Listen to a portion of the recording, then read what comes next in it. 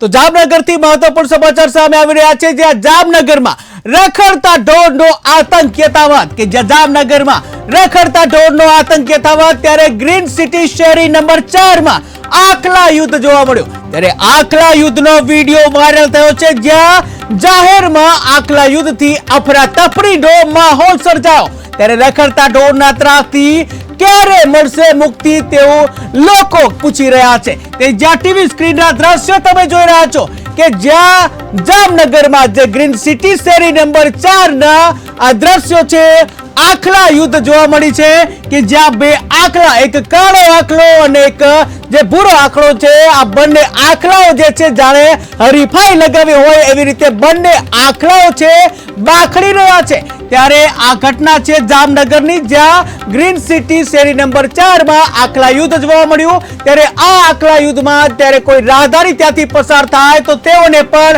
હાનિ થઈ શકે છે।